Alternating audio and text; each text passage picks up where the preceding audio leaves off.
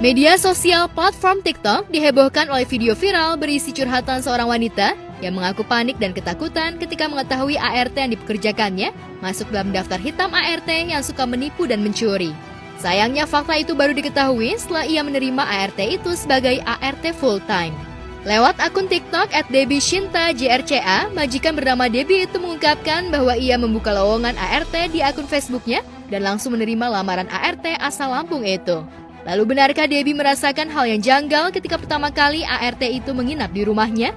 Benarkah Debbie terpaksa menyembunyikan sajam di rumahnya lantaran khawatir dicelakai oleh ART-nya sendiri? Pesannya untuk ibu rumah tangga atau kalian yang lagi cari ART, menurut aku lihat dulu backgroundnya, carinya tuh pelan-pelan, bener-bener teliti, jangan sampai asal-asalan, atau bisa juga minta rekomendasi dari temen. Biasanya nih kalau dari temen atau dari keluarga kan lebih valid infonya, lebih jelas. Memilih ART sama aja kita membeli kucing dalam karung. Artinya apa? Kita memilih ART itu harus tahu track recordnya.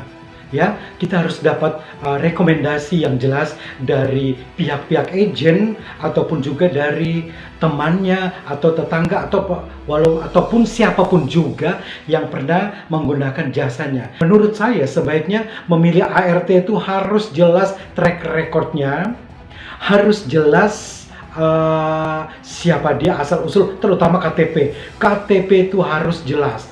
Kalau dia punya sosmed, nah itu lebih bagus lagi. Jadi kita bisa lihat siapa dia, lihat Facebooknya, lihat Instagramnya dia, lihat TikToknya, apapun dia. Kita bisa membaca karakter tersebut, karakter orang tersebut dari sosmednya dia. Dalam 2 hari, video curhatan yang diunggah ke akun TikToknya itu sudah ditonton sebanyak 6 juta kali. Netizen Indonesia rupanya cukup tertarik dengan isu ART troublemaker, sehingga banyak pula yang mengomentari dan memberikan nasihat kepada Debbie. Bayangkan saja hari pertama kerja, ART itu sudah berani izin untuk keluar bersama kekasihnya. Siapa sangka pula mantan majikan ART itu memberitahukan hal-hal yang mencengangkan terkait sepak terjang ART itu selama bekerja di rumahnya. Ternyata ART itu sudah menjadi buronan polisi dan majikannya karena melakukan tindak pencurian. Beruntunglah mantan majikan ART itu bersedia datang ke rumah Debbie untuk menjemput ART yang dicarinya itu. ART ternyata ART tersebut malah seorang pencuri yang lagi viral dan jadi buronan. Wow, serem banget. Mungkin kalau aku jadi si mbaknya ini, si yang cari ART ini, aku juga takut sih sama, karena nggak kebayang satu rumah sama buronan maling yang lagi dicari kan. Beruntungnya dia keburu dapat info kalau ART-nya itu buronan. Aku nggak kebayang kalau udah kerja selama sebulan atau lebih, takutnya barang-barangnya hilang juga, kita nggak tahu ya.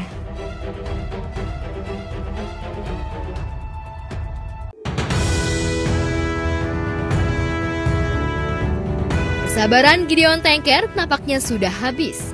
Ia kesal dengan sikap mantan istrinya Rita Amelia dan Badan Pertahanan Nasional Jakarta Pusat yang kembali tak menghadiri sidang atas gugatan harta gono gini senilai 300 miliar dari Gideon Tanker. Gimana? Gimana? Jangan Om. Dikit aja Om. Ngomong sama Carlos aja. Saya menyesal, sangat menyesal atas ketidakhadiran dari Badan Pertanahan Nasional Jakarta Pusat yang dari awal tidak pernah muncul. Ini Radius Jakarta, BPN sampai dengan hari ini. BPN itu kan dibayar gajinya mereka dari pajaknya warga masyarakat. Benar nggak? Ada apa BPN sampai hari ini tidak pernah muncul? Sangat. Dia pihak tergugat yang kami gugat, turut tergugat. Kenapa dia tidak hadir? Radius sesama Jakarta. Ada apa dia? Kenapa dengan BPN Jakarta Pusat? Ketidakhadiran tersebut membuat sidang terhambat dan terus-menerus ditunda setiap minggunya.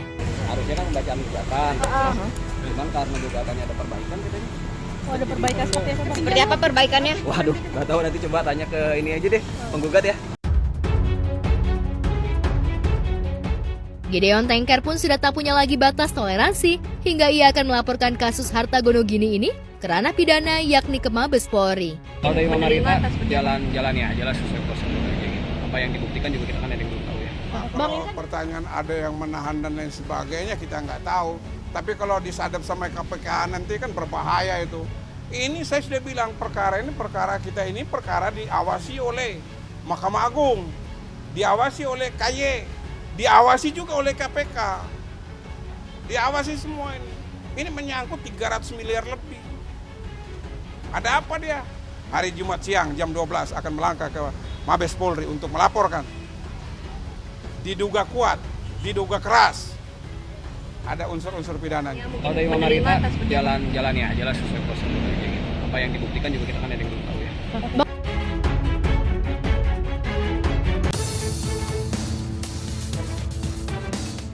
8 November lalu, pasca Leon Dozan dilaporkan kekasihnya Rinoa Aurora atas tuduhan penganiayaan. Setelah video itu viral dan tak lama putra Betharia Sonata dan Willy Dozan itu ditangkap Polres Metro Jakarta Selatan. Kini kabarnya, pihak kepolisian tengah intensif memeriksa saksi pelapor, yakni Rinoa Aurora, yang menjadi korban pelakuan Leon Dozan. Oh, mau dilaporin polisi biar aku di penjara. Gak apa-apa, gak takut polisi. Tadi dalam prosesnya seperti apa, Kak? Iya, apa? Berapa awalnya ini dari versi saksinya kan? Tadi di dalam prosesnya seperti apa, Kak? Pokoknya doain aja yang terbaik. Semoga semuanya bisa selesai dengan baik. Tapi kenapa kakak mau dititipin surat itu? Mungkin kedekatan kakak sama orang itu seperti apa mungkin? Ya, saya kan juga mau nengok kakak sama saya. Saat sang kekasih terus intensif diperiksa atas dugaan kekerasan yang dilakukan Leon, pihak keluarga terutama ayah dan ibu Leon kabarnya tengah menempuh jalan damai dengan kubu Rinoa Aurora. Berjuang untuk Ini anak. sedang diproses untuk mengarah damai. Nanti yang nangani bukan saya, pemenang pihak polisian. Ya. Pertikaian anak muda aja kok, ya. Tapi perjuangan mungkin sebagai orang tua. Ya, kita tujuannya baik damai. Ya. Upaya itu dilakukan Betharia dan Willy. Pasangan yang sudah bercerai sejak lama ini berusaha memelas agar putra kesayangan mereka tak dipenjara. Bahkan di depan juru warta, Betharia sempat meronta menangis, tak percaya jika putranya tega melakukan tindakan di luar nalar. Apalagi baik Betharia maupun Willy Dozan menilai selama ini putranya tak menunjukkan gelagat yang mengarah pada kekerasan. Kita besuk kok, tiap hari besuk. Kondisi Leon mungkin Baik, seperti apa, Syuk? ya. Shock nggak Om? Cuma Kondisi dia Leon Om? udah menerima ada kesalahan. Udah legowo berarti Om ya? Iya, legowo. Ada pemulihan mungkin atau seperti apa? Assalamualaikum warahmatullahi wabarakatuh. Kepada yang terhormat Pak Kapolri, terutama saya minta maaf karena saya sudah melakukan kesalahan. Saya hilaf atas perbuatan saya dan saya menyesal. Untuk Rinoa dan keluarga, saya minta maaf. Ya, tapi jangan dilaporin udah dong. Jangan, panjang masalahnya gimana. Aku kan juga kayak begini mau jangan. Please dong, jangan dong. Please, jangan dilaporin. Asal kamu. Tapi jangan dilaporin udah. Asal. Bawa pastor. Anterin aku pulang sekarang, Mama. Mama nyuruh aku pulang. Tapi video hapus. Anterin aja, udah kenapa sih? Tapi videonya dihapus. Videonya dihapus. Mau videonya dihapus, mau yang itu mau. Mau videonya dihapus mau. Si pelaku Leon bilang minta maaf karena mamanya Betharia Sonata sama papanya Willy Dozan sudah tua, sudah sakit-sakitan. Jadi tolong Noah jangan dilaporin, terus tolong dihapus videonya, jangan diviralkan.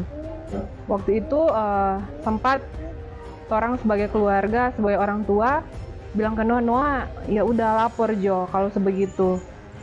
Akhirnya Noah bilang sudah Jo mana. Sudah, tapi dari pihak keluarga ya artinya ya baik-baik aja lah semua, ibunya juga ya. Tapi ya saya juga aneh, ini penganiayaan kok jadi ada lagi. Nah ini kenapa? Nggak tahu. Padahal videonya ada kan? Videonya dari Rinoa itu kan ngomong, saya nggak ada pemukulan, nggak ada ditonjok, nggak ada, cuma tarik menarik, emosi. Karena Rinoa ini kulitnya putih kan, dia dia ada turunan Manado dan Belanda ya, jadi putih sekali. Itu mungkin kegesek dikit merah, hitam langsung besoknya. Beda sama kita yang kulitnya agak gelap. Ya, Leon memang telah menyesali perbuatannya di depan juru warta dan polisi, tapi jika Rinoa Aurora kekasihnya tetap ngotot akan menempuh jalur hukum, tampaknya jeratan hukum akan segera mendera Leon. Tanya ke Noah bilang, Noah itu kenapa sampai Leon sampai bisanya mau keras begitu, sampai Noah selalu lebam-lebam begitu tuh badan. Dia bilang, "Ma, ini si Leon kok cemburuan." Nah, cemburuan sebenarnya Noah minta putus selama sudah putus. Mungkin kita nggak tahu alasannya kenapa, mungkin kasar atau bagaimana. Noah nggak mau dengan dia. Cuman nih Leon ini suka datang tiba-tiba. Jadi kalau misalnya Noah bilang putus, dia suka teriak-teriak di tempat tinggalnya Noah. Jadinya Noah malu sama security. Akhirnya Noah langsung balik ke mobil, langsung bilang, ya sudah nggak jadi putus. Nah, kalau sudah jadi putus begitu, si Leon lega. Tapi menurut Noah nih, Leon ini ada cewek yang lain. Terus jadi Noah bilang, ya sudah Leon, kalau Ngana sudah cewek lain, berarti kita sudah boleh ada cowok lain, enggak apa-apa. Nah, Leon enggak mau terima kalau Noah bilang seperti itu. Akhirnya karena berdasarkan begitu, akhirnya terjadilah kekerasan fisik seperti itu. Tadi bawa surat katanya tadi ke atas. Doain aja yang terbaik ya. Iya, tapi apa yang dijelaskan? Tapi mungkin tadi surat apa mungkin tadi Kak yang dibawa ke atas itu Kak? Kayak kecampur Kak itu.